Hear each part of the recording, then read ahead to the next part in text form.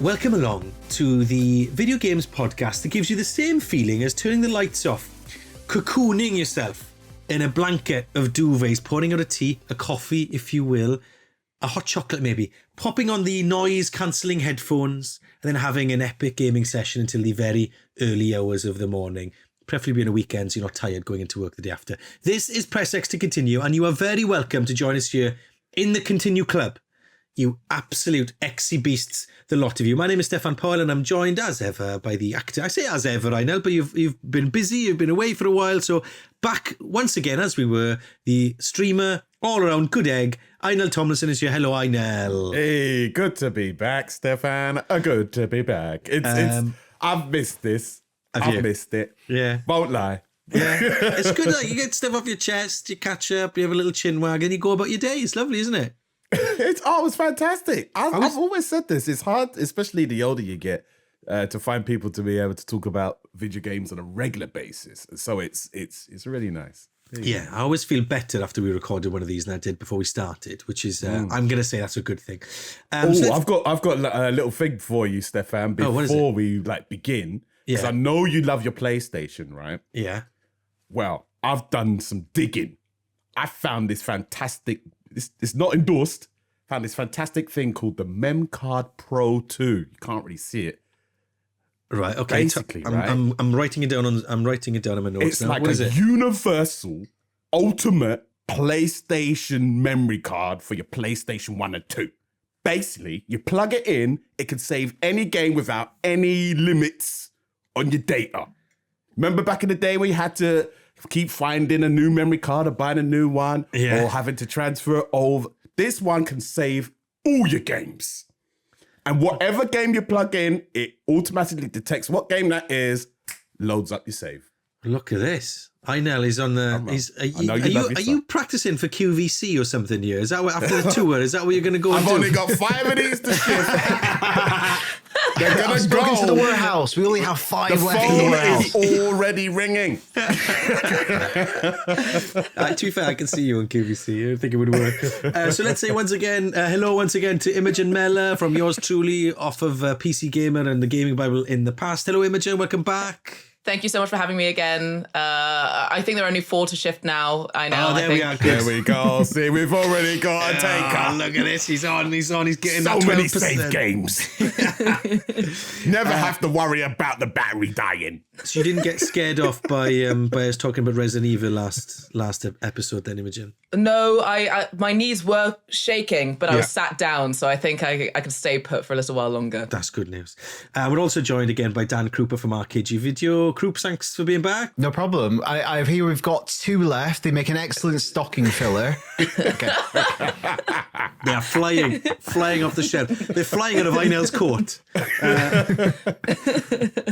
Now, Danny, it's your turn to kick us off with an unsung hero game this week. So these are games that perhaps didn't get the plaudits they deserved or didn't get enough love when they first came out. What are you going for?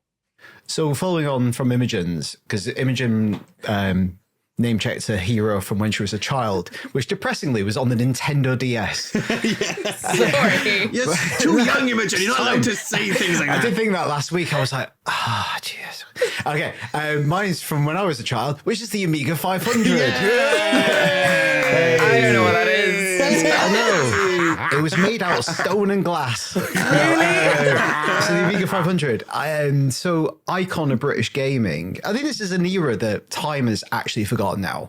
There was a huge, vibrant British games industry, software scene back in the 90s that kind of has just been lost. And we were talking a little bit about like games being lost to time.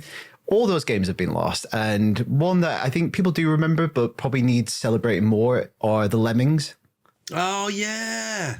Just absolute icons of British gaming that time has lost to us. And so important for a couple of reasons. One, obviously, very famously, that company went on to become Rockstar and give us GTA. But the Lemmings in themselves, personally, was the reason my mum let me play video games. We got an Amiga 500 and my mum got obsessed, borderline addicted to Lemmings. No way. She played it till 3 a.m. on weeknights. Yeah. I was a child at the time, so I can't tell you whether her job suffered, potentially. But she got it. She just loved it. And because of that game, I don't think video games were ever taboo in my house. They were never demonized. And I think probably inadvertently set me on this trajectory that led me to do what I did with my life. Yeah. So I think the Lemmings are little unsung heroes in that regard. And also it's just a great game, but like, it's a shame that no one's ever revisited it. I think it's odd to me that Lemmings and Worms, which I know came later, but similar, same sort of ballpark-ish, why they've never made a sort of big comeback on mobile or on a Switch. I could play a Lemmings game on a Switch. I did some research. I do remember that I think someone tried to bring it to like iPad because it's perfect for iPad, right? Yeah. It's perfect for tablets. I think PlayStation now own the rights to Lemmings and they blocked it somehow. So God knows how someone started making it without permission in the first place. I don't know whether they just ported an old version. But they're just quintessentially British games, like two small creatures that just want to die. But through ingenuity, somehow we make do. I loved it. I was terrible at them, Nell, because I was quite young, so I think I wasn't quite bright enough maybe to keep them alive. I think it was the some of the animations of when they died. The one that always it's horrific. I hated was when they get squashed by the thing, and it's like and then they'd explode into little pixel bits. This and sounds awful. Yeah, I was just about to say, interject, like, Imogen, do you know what we're talking about? I've Googled it. Okay, so To be you fair, have different abilities and you have to guide the Lemmings from a point of origin to an escape using a variety of abilities. And you can make ones into blockers so they could stop Lemmings moving. There's another one where they would build bridges. Yeah. They would take like slabs out of their backpacks. And I would just like coming and see my mum like 2 a.m. going, I'm going to have to sacrifice him. Yeah. And like there'd be one builder lad who was building the bridge for everyone else to survive. Or you could detonate some because sometimes you would have to blow holes You'd have strategically. The only way to get rid of the blockers. For the greater good, right? You got to blow them up. For the greater good. Even though I'm not familiar with this game, like I've heard of it, I'm not familiar with it. I think that like when I was a kid, people copycatted it with games on like Miniclip and like, you know, those web browser. Wow, yeah. I know. You're just taking me back. I was in uni. I spent hours on Miniclip. There is a game that I'm still trying to find on the internet that I was addicted to on Miniclip. It was like that. I think it's like an a Southeast Asian board game that so a bit like pool, but not. And you throw these sort of circular rings into a corner. You talk amongst yourselves. I will Google. Carry on your point, Imogen. I've derailed your point. I just think that like a lot of these like early games were copycatted because the concept is still good. It's still a good game despite maybe a younger audience thinking that the visuals would look bad. So people remade these sorts of games and put them on There's Miniclip. been spiritual successes. Yeah, there was a copycat even on the Amiga where it was funded by, I think, Heinz ketchup. And what you had to do was you had to guide tomatoes out of the ketchup factory so they didn't get turned into ketchup. And I remember being bought this game and inside the box came 2 sachets of tomato ketchup. That's quite brave, isn't it? What if they explode in transit? Right. See, you don't get that in modern video games. You can get sachets of ketchup. There is a version of Lemmings you can play on mobile. So it is available. Are you allowed to? Well, yeah, that's a good question. Well, it's on the. I mean, it doesn't make it any better. It's on the App Store and it's on Google Play. But the closest I think you probably get to Lemmings now is probably Pikmin, and it's in a kind of more cute absolutely. Yes. So fast forward, when I was a teenager, my mum got addicted to Pikmin. There you go. It's the two very things: gardening and saving things that want to die. Which is basically like gardening. Yeah, true. That's great. It was Imogen. I've remembered it. Actually, producer David helped me get to the answer. It was Carrom. Carrom. That's the sport. It's like a version of pool you play with your hands. But they had a version of it on Miniclip that I played. I should have been revising for my university exams. Instead, I was on Miniclip playing Carrom. Huge. Because anyway, I digress. Great shout, Lemmings. So what are your memories of Lemmings? Why hasn't it stood the test of time like some of the games franchises has? Because it was so big in the 90s and so British with its comedy and stuff as well. let us know what you think. You know what to do. Get involved in the Discord, find us on social media, and comment away. Now, Demi in the Discord is suggesting Legacy of Kain Soul Reaver as their unsung hero game. I know Glenn Moore has talked about this on the podcast before, as him being a big lover of that game. Demi says, the acting blew my mind. Gothic dystopian vampires, yes please. I'm happy it finally got some love with the remaster that came out in late 2024 with Amy Hennig, the lead writer on the series. And she says it gets a bit sad when they only talk about her work on Uncharted, because her work on Legacy of Kain was even more incredible. So great shout there from Demi in the Discord. Legacy of Kain, Soul Reaver. Right, so those are our unsung heroes to get us going. But now it is time for some trivia. Right, you know the drill by now. It's there's a secret Discord channel. Put a question in there. We'll try and answer it on the pod. Okay, the question this week is: Who wants to be a continuaire? the final script for which 2003 RPG was 1.3 meters in height when it was all stacked up because of the number of different dialogue options in the game. The final script for a 2003 RPG was really high when it was all stacked up because there were so many dialogue options in the game. What was the game? I was 5 years old. I don't know. Oh my lord! Imogen, you're not making friends yet, right? I don't know. I was 5 or 6 years old. You're not making friends. I couldn't Imogen. read. What is that? 2003. I'm trying to think. I 2003 got- was that like the start of like the 360 and PS3 generation? I've When got was a Knights of the Old Republic? Oh, Knights of the Old Republic is a good show. Oh, When was Mass Effect? I'm thinking Oblivion. After I'm that. thinking Oblivion. 2007? Oblivion is like- Yeah, Oblivion 4. Yeah, sorry, 4, yeah. I think Did Knights of Oblivion the come out 2003? Knights of the I Old thought it was Republic 2008. is really a good show. I think Oblivion is too late. Morrowind might be slightly earlier. No, Morrowind was Morrowind Xbox was- era. Yeah, Morrowind was. Yeah, it's. What? Xbox came out 2000, right? Morrowind is 2002. 2000. Oh, could be then yeah, Morrowind. Yeah, it could be then. Yeah, you're right. Could be Morrowind. Could be Morrowind. One of the Final Fantasies. Then they don't have dialogue options though. Typically, That's true. this is. I think that that's Knights of the tricky Old one. Republic is probably Yeah, the. Knights of is, the Yeah, is probably it. BioWare. That's a good Yeah. show. Well, look, we will come back to that at the end of the pod to try and give you an answer. That's a crafty old question. It is. That's a crafty old question. Good question. Crafty one. Okay, so we'll get on to that at the end. At the moment, just in case for those of you that care about the leaderboard, Krupa is tied 11th with Lucy James. Imogen is in 6th place. Einel is in 5th place. And I'm in 2nd. So there we are. That's the leaderboard as it currently stands. Okay. Did you see the Minecraft worlds come in? This is the Chessington World of Adventures. 50 million quid they're spending on a roller coaster, some interactive exhibits. Is this going to be good, Einel, or is it going to be a bit shit? It's gonna, it's gonna be a bit, mate. It's Because 50 million quid sounds like a lot of money, yeah. but theme parks are Big theme park world. expensive, It's right? theme park tires. It's not. It's not. That's what.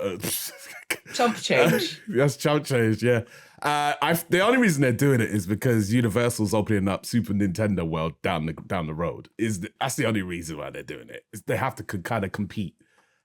Universal, by the time they build theirs, will be in 4 or 5 years time, and so they have to have something equivalent. 50 million is not enough. It's small for Minecraft. It's really small, man. I don't think it's enough. Yeah. I think the interest is definitely there. Minecraft will last the test of time in terms of popularity, especially with young people. But oh no, man. Yeah. Compared to Mario, oh no. What did you make of it, Imogen, when you saw this?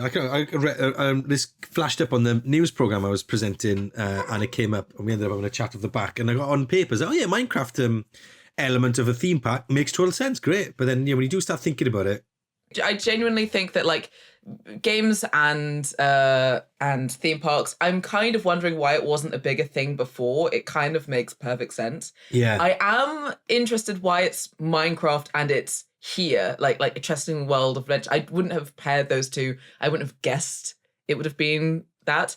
But I imagine people will really enjoy it. Like, I'm sure there'll be loads of tricks to the eye that make this feel like really great and important. And, you know, I think that even though the UK is not the center of roller coasters, by any means, I think that the UK scene is due some more interesting theme parks and attractions. I think it's exciting. Will I go see it? I've never been to Chessington. I might go now that there's a Minecraft world. Maybe, you know, I would go there just to see it. Yeah. Over Universal Studios. Good question. I can have more than one day out a year. I know. Yeah, you should do that. You made the money like that? Okay. If you were is a commissioner the right word for someone who's in charge of theme parks, Dan? If you were a boss of a theme park in the UK and you could pick any gaming franchise to turn a bit of your empire into a game themed bit of your theme park, what would you choose? I mean, you would. Universal have already done it. They've got Nintendo. They've got it locked down. They've got all the best stuff. Because once they open and they have Pokemon, it's game over. Yeah. It's just game over. Yeah. Which they have announced. I think they're bringing to the one in Japan. Because there's another. It's just a little bit like, I don't know if you've seen recently. There's a smaller theme park in Japan that got the Pokemon license. So it's not the same as Universal Studios. They're not doing bespoke rides. It's just an area of an existing theme park to like inject interest in it. They've added a Pokemon section. So there's like lots of statues and lots of like food outlets. And that's what I feel like this Minecraft thing is for Chessington. They'll rebadge an area. I'm sure there'll be some original stuff, but it's a way of probably driving interest in Chessington. Probably like relatively cheap to do. I know 50 million is a lot of money, but Einel says that's not a lot in theme park world. That's why a lot of people don't get into building theme parks, because it's really scary and the economics are crazy. And it's why, for instance, Warner Brothers, 100+ year studio, make loads of money. They license their properties to Universal because they're already up and running. They're like, we don't want to open a theme park. We've got one in Spain, I think. And like, we don't want to do it again. You have Harry Potter. Just give us a big, tasty cut of that money. Yeah. But yeah, like, I'm really boring, so I'd probably say Assassin's Creed and have an historical theme park. Really? I thought you were going to say Silent Hill, because I think that would be very... It's too on brand. You know what I thought he was going to say? I'm not mentioning FromSoft in either of these episodes. I've noticed. There is strain. Elden Ring interactive experience. People would love it. Easiest one for me to say to any question is Dark Souls. Just say that. Elden Ring. But I think like, I was reading about like failed theme parks in Britain not so long ago. Do you know there used to be a Dickens World? I went to Dickens go to World. Dickens World? I went to Dickens World. Okay, great. 1 second. I've never met anyone that's been to Dickens World. What is happening I went to here? Dickens World, and basically, if you watch the Hoosiers, there's one of the basically, when I was younger, I used to like the Hoosiers, the band. Yeah. They had a music video, which is set in Dickens World. And so when I got to Dickens World on a school trip, where you get in this boat and it kind of goes underground, that's how you arrive into Dickens World. Like, you're on this boat and there are all of these like spooky characters. And I was terrified because I'm a scaredy cat. And then you step out into like Victorian Britain and there's a bookshop and not much else. Yeah. There was a great expectation. You would basically go up the Thames. There was kind of a gondolier boat ride thing. There wasn't much there. It was basically in a car park. I think it was in Kent. Yeah. I think. Yeah. And it was just a big warehouse. And yeah, you just wander around and there's like paid actors and they would be Dickens characters. Oh, they didn't really like being the Dickens characters, though. They were mostly just having a chat on the sidelines. I'm surprised this didn't fly off the shelves, to be honest. Yeah. So opening a theme park is tough, let alone an educational one. My worry with this, what sort of piqued my interest when you're listening to them describe it is like, roller coasters, cool, makes sense. Dining attractions and arcades, fine. It was interactive exhibits. Because have you ever been to an interactive exhibit and it not be boring?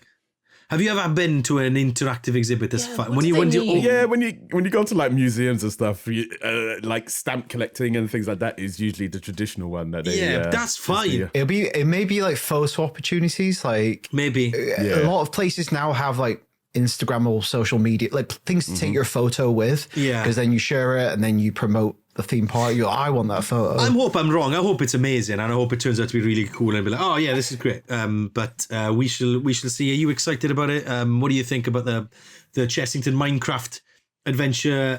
Let us know. Get involved in the comments. Get in the Discord. Are you gonna go, Steph? You gonna take the kids? Well, by the time it probably will be ready. So Joseph's 4 now. So like he's probably not a million miles away from starting to be interested. So yeah, I would take the kids actually. But like he's into. We got some Pokemon for his birthday, and he likes going through the books and like picking the ones he likes. But what's interesting is that I only know the original 150. Right. So when he's like, "Oh, what's Daddy? Tell me about this one from Silver." I'm like, I'm up there. It's a dog.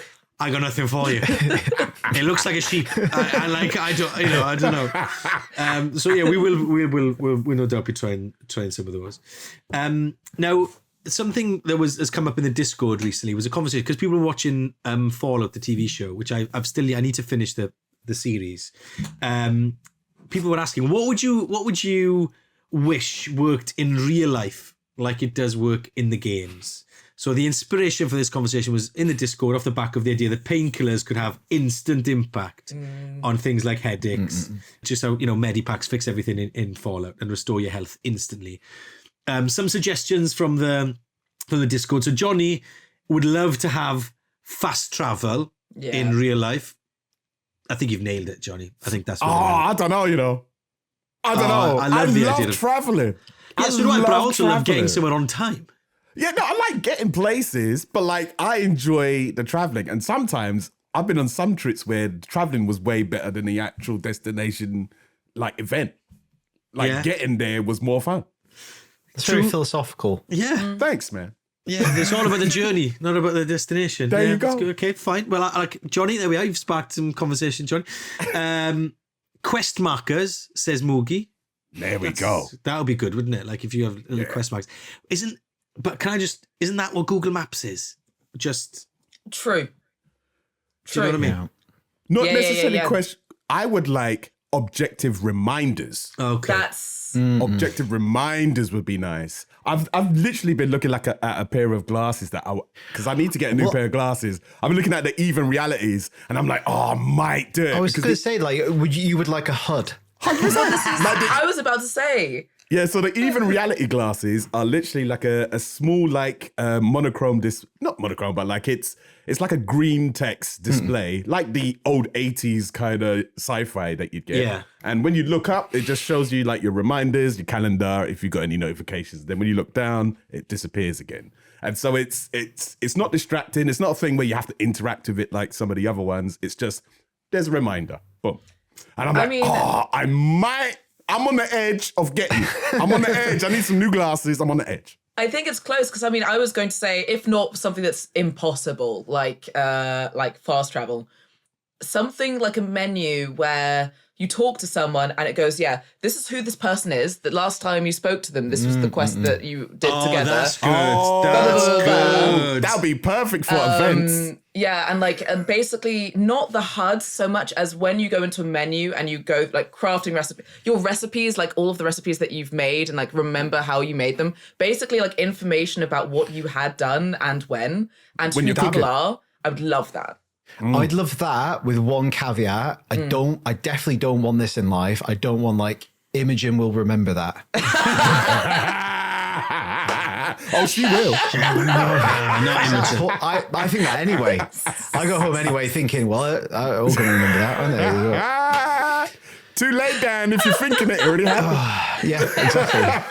I will remember this at least. I would like everything fits me like Agent 47.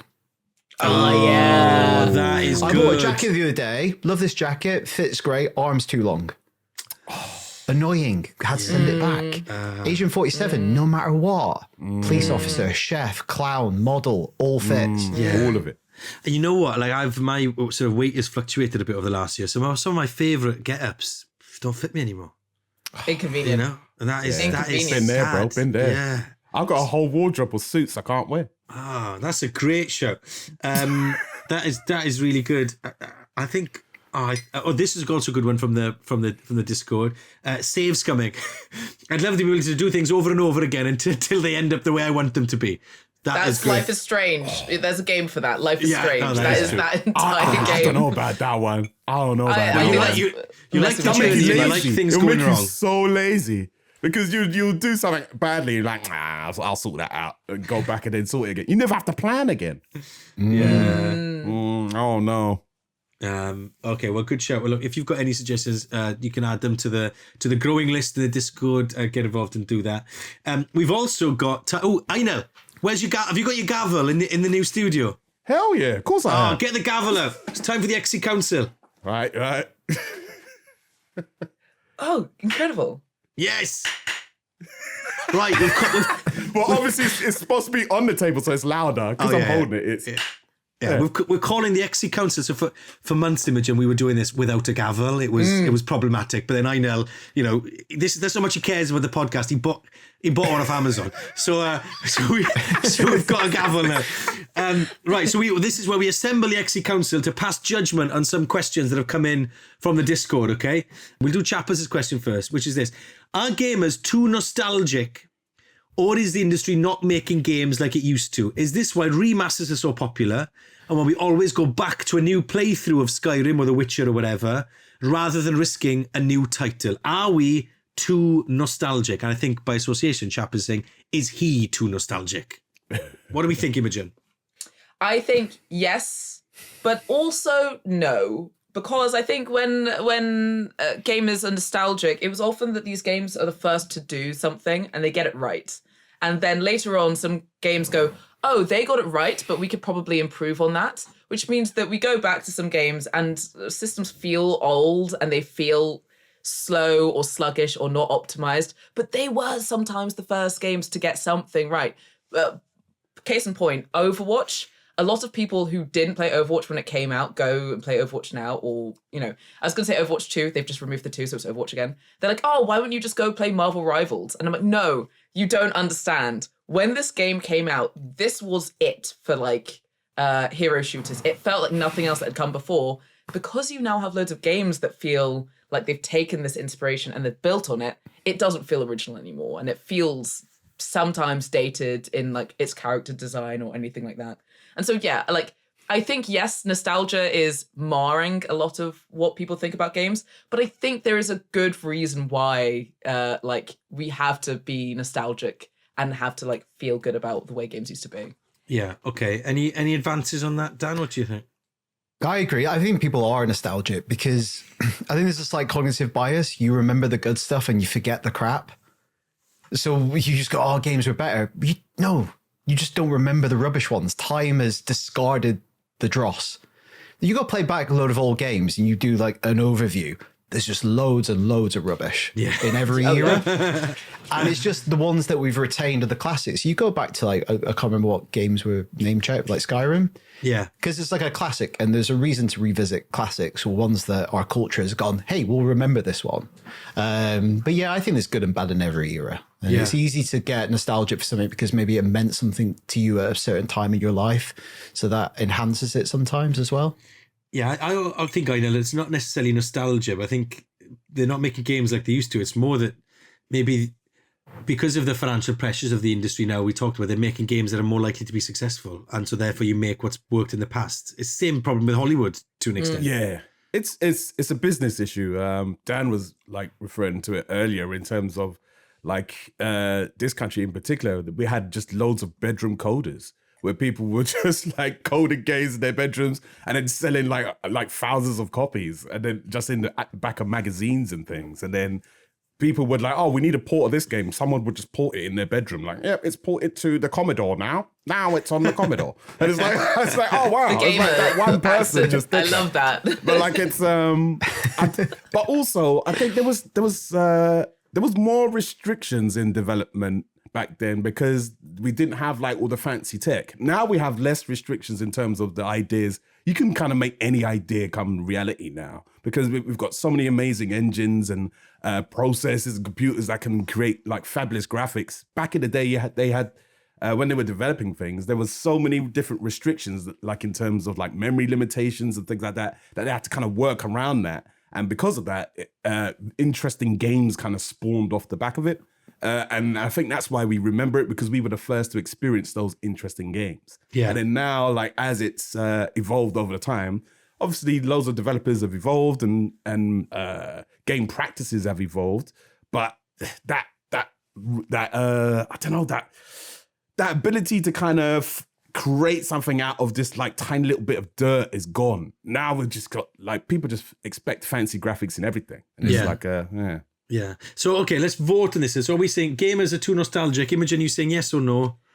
I don't think they're too nostalgic. I think they're not too nostalgic. Okay, no. Kroops, what are you saying? Yes. Yeah, I know. What are you saying? no, game development has changed. I think it's about cash, so I'm going to say no as well. So we've gone with we're not too nostalgic, chappers. You are not too nostalgic. I'll do the work with the gavel. You got to Yeah. Clank it. Here we go. Clank it. There we are. The Exit Council has spoken. And then this question then from the wee English fella.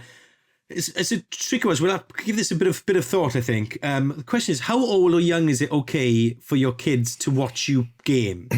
And do you restrict the games you play? So I was replaying Uncharted 4 the other day, and my 20-month-year-old came in and was really interested in what was going on the screen. But I was conflicted about whether or not it was appropriate. So any thoughts on this? I don't want to just leap in as the only parent here immediately, but my sense is that anything that you would be happy for them to see on screen, like on the telly, so whether it's Bluey, Dougie, or whatever else you're showing them, if the game matches that sort of level of PG-ness, then I think it's cool. But anything more than that, because would they watch you watching a Mission Impossible film or something? Then I might think about it. I don't know. Is there any science of when they're cognizant? Yeah, because they do. Cinemas do the baby screenings, right? Yeah, absolutely. I've always wondered about that, like, because sometimes they don't restrict what film they put into that strand of programming. Yeah, yeah, it's a good one. I also think there's a bit of a question. Uncharted 4, when did that come? Like, it came out a while back now. It's not a really old game by any 15, means. 16, 17, something like that. It's something like that.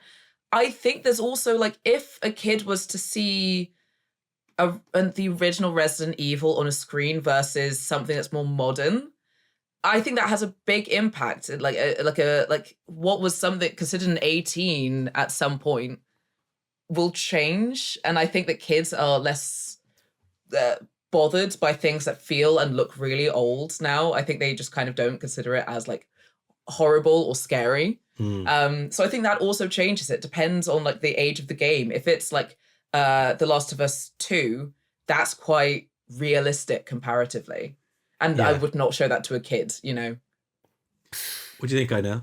Tough one. I'm because I used to be a teacher. I'm always have like a teacher filter whenever like I'm around young people, and so I, like, for instance, I never swear in front of like kids and stuff, and so like my thing is I would never put like I would never play a video game of that sort in front of children. But I'm not a parent though, so it's very different. I know, but your opinion is still valid. Whether you're but like I feel like it would be. I'd feel slightly different if it was like 9 p.m. I'm tired. I just want to get a couple gaming sessions in with some friends, and then the young one comes in. Would I turn the game off? That's my parents just booted me out. My parents just booted me out if I wasn't supposed to watch it, and they're just no, you're not allowed in the room. And I'm like, okay. And so I think that booting your kid out is a valid response. Give them a DS. Let's boot them out. Boot your kids. Boot the kid out. Like, if they can walk, they can walk away. One day, Imogen, if you choose, what she said. If you choose to have a family one day, I'm going to play this. I'm going to play this clip back to you. Boot your kids out. Right.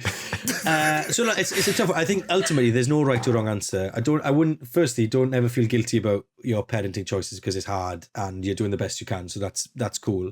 And a 20-month-old, if they watch you play Uncharted for 15 minutes, that's probably not going to make a massive impact. But I think I try to, as best I can, stick to things they see on screens that I think I feel like would be age appropriate. So like I've played a little bit of Shredder's Revenge with Joseph because he's big into turtles, but he loves the CBBC games on the iPad, and we like restrict him on time and stuff. But like we try our best to just have things on the screen that we think is right for them. So if it was Fall Guys or whatever, that might be fine for a bit. I think there's another hard decision to make much later on when they're teenagers, because speaking from like experience, like my nephew, you can't be like a 15-year-old in a playground that's not playing GTA. Yeah. And that's a really tough one, right? Because technically he should not be playing GTA.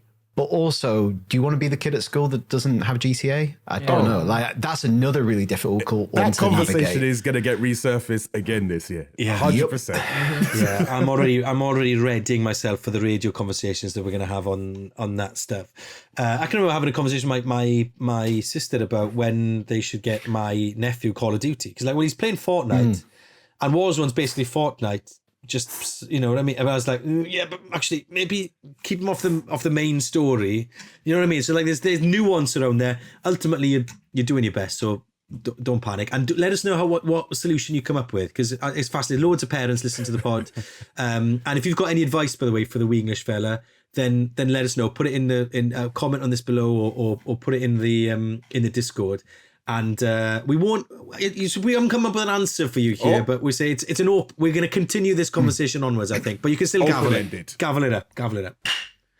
Yeah, I'm making this way too hard. I'm making dents in the gavel. Oh, hello, careful. Producer David said at A Wee English Fella, we are going to try and do a parenting episode one week, so we can just sort of thrash these stuff out in a bit of detail, because it's we already know Imogen is ways. Yeah. Just kick your kids out. Boot the kid out. Boot your kid. Yeah, Lock them in a room. They can boo themselves. Yeah. They Lock can them in a walk, room, they it'll can be fine. Right, Imogen, what have you been playing this week? Slay the Spire 2 Early Access. I am a big fan of Slay the Spire's original release. I actually don't typically play early access games. I try to wait until the 1.0 release. I did that with like Hades 2. Slay the Spire 2 was the exception because it is such fun and it's just more of the same. If you've played the original Slay the Spire, it's just more of that, and it's thoroughly enjoyable, and I'm having a great time with it. Yeah. So who do you think is it for? Is it for people who played the first one? Is it for someone totally new? Who's going to love this? So if you haven't played the first one, you don't need to. It's basically the same. Like if you don't know Slay the Spire, basically there's a spire and you need to slay it. There are clues in the title, very good. Clues in the title. But basically there are several characters and you're fighting your way up separate paths. And it's a turn-based kind of card roguelike. So you have attacks and defenses and all sorts. And each character has a style of fighting, whether that be poison or you have a little minion doing the fighting for you.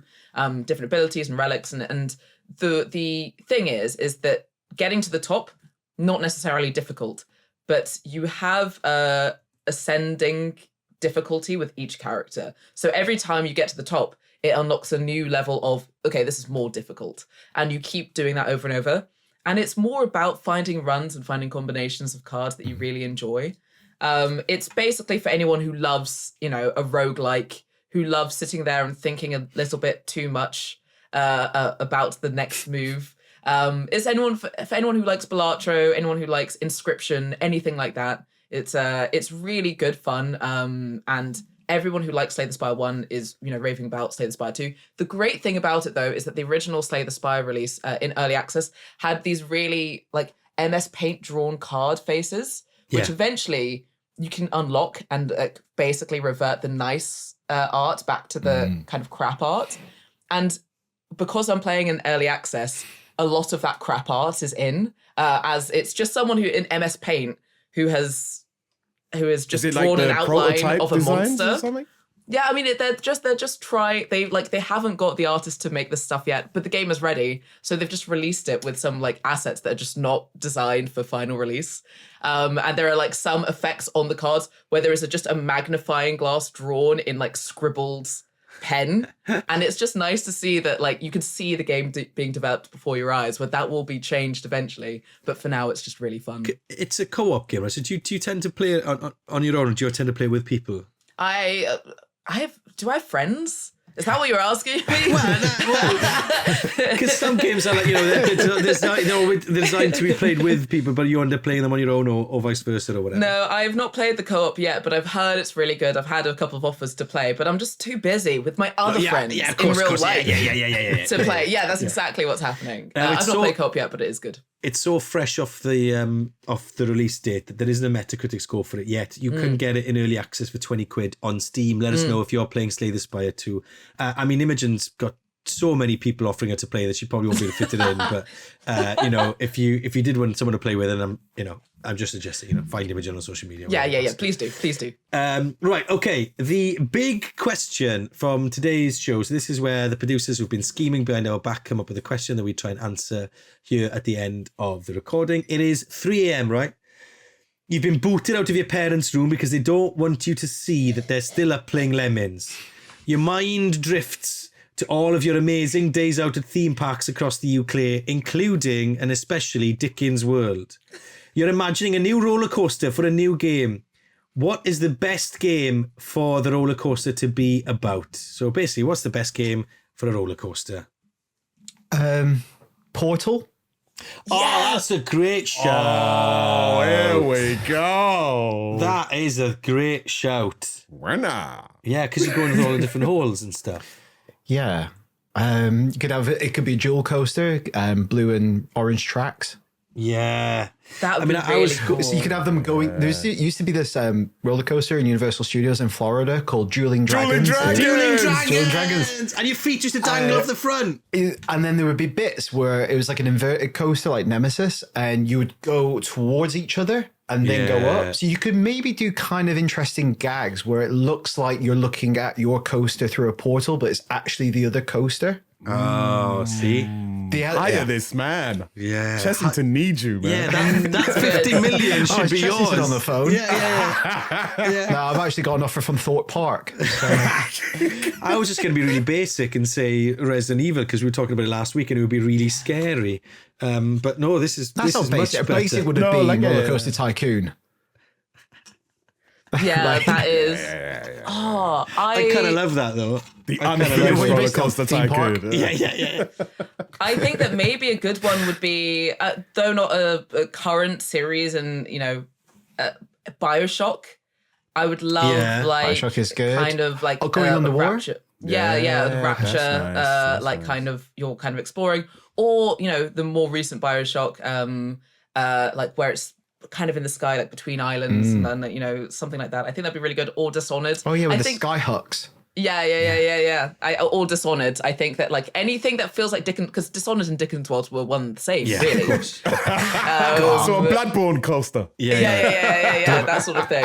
Any advances, Ainel? I've thought of a new one, but I'm gonna let you go first because I've already had one. My one is basic compared to Portal. I was thinking Sonic the Hedgehog, where you have like when you're racing that's alongside. so good because you go upside down. That's really good. Where you're racing alongside him. Gotta get The fast. loops. Yeah. I'm now thinking that maybe God of War 4 would be amazing because you could have all the different, like the big serpent could come out and you could go around it. Yeah, the Leviathan thing. And you could have different areas for the coaster. Do you know what I mean? So that it looks I don't know. Great question, but I think Portal's a good shout. Actually, they're all good shouts. It's better than Minecraft, to be fair. Yeah, I mean, if Chessington has got a spare 50 million, just hire us. We can. Yeah. We can Probably do it in less than 50. Or we could design it on Roller Coaster Tycoon and then just give it to an engineer to build it. Yeah. That'll be 30 million. Yeah. Okay, let's finish up then with the answer to this week's trivia question. So the question was, the final script for which 2003 RPG was 1.3 meters in height because there were so many different dialogue options in the game. Any advances on what we were talking about earlier? I think it has to be Knights of the Old Republic. So you're going that over Morrowind, which is also in the conversation. Yeah. It's either that or Jade Empire, one of the BioWare games in that time. So pick one. I know what you're saying. I feel like Star Wars had more choice. Knights of the Old Republic. Yeah, I feel like I want to say that because it's the only one I've actually played. So I feel loyal to it. But also I feel a bit bad because when Luke Westaway was on us a couple of weeks ago, I piggybacked off one of his answers and I got it right. And he changed his mind and he got it wrong. Well, that's on him. So I feel a bit bad for Steve. And you came up with Knights of the Old Republic groups. You just said it, and I was like, as soon as you said it, I was that's like, why I'm not changing. Yeah, you're Well, staying they're with all it. going again. We got it all right last week. There's nothing in the rules to say we can't. This is, we know what we are. We're lemmings. Lemmings. We're all following each other. one direction, blind hope. Yeah, okay. Dan's the one with building the steps. Yeah, I'm the one for that. I'm the sacrifice. I know how many bricks are left. How many bricks we got, bro? I'm not telling you. It's better for you to believe that we can get to the exit. So we're all going to go then? Are we all sticking to the same answer? We're all going to go Basically next to the all Old following Republic? him to his doom. It's Kotar, has to be. Okay, here we go. The answer is this. It's Star Wars Knights of the Old Republic! We made it. Thanks, Daniel. You're welcome. So, Bubba, with all the different possibilities, branches of dialogue, plus all the different cutscenes and conversations, there were 15,000 lines spoken by 300 characters. In order to minimize studio time, they had a unique script for each character and filled them alphabetically in folders. Oh my God. And when you stacked all those folders together, it came up to 1.3 meters tall. Einal, you know this. They recorded all the dialogue in 2 4-hour sessions a day for 5 weeks. Yeah, that's about right. And 4 each hours actor- is usually the industry limit. Yeah. Or like, it's not the limit, but like that's the limit that people tend to use. Well, the actors then recorded them on their own because it would be too expensive to get them all in the room together to do all the different branches. So fascinating stuff. Right, so what has that done to the leaderboard? Well, so I've just had 3 in a row. His face. However, because of the insane way, not insane, actually very clever way that the algorithm works, this has actually not worked out in my favour. Despite getting it right, I've now dropped down to 3rd place in the leaderboard. How does that work? Because Imogen Mellor's now up into 2nd place, Imogen! Oh! Whoa! Oh! It's so high up here. Lofty goals. Whoa. Hoisted by my own petard here by stealing Cooper's answers. It's when we find out she's afraid of heights. Yeah, no. Imogen up to the dizzy heights of 2nd place behind I Keza didn't see McDonald. this. I didn't see this coming. I didn't. Honestly. I'm glad to be up here. Neither did I. Coops, you're up to 7th. Einal, you're sticking around in 4th. So solid work, everyone. Good job on the trivia. Right, that is it for this week. Another episode of Press X. Imogen and Dan, it's been a joy to have you with us as ever. Thank you very much for being here. We are going to be back next Tuesday for more. Don't forget to get involved by finding us on the Discord or on social media and getting involved in the conversation there. And we will see. Also, can you like and subscribe and do all those things that we should be telling people to do every week and we always forget to do. And we will see you all next time. Take care. Bye-bye. Bye.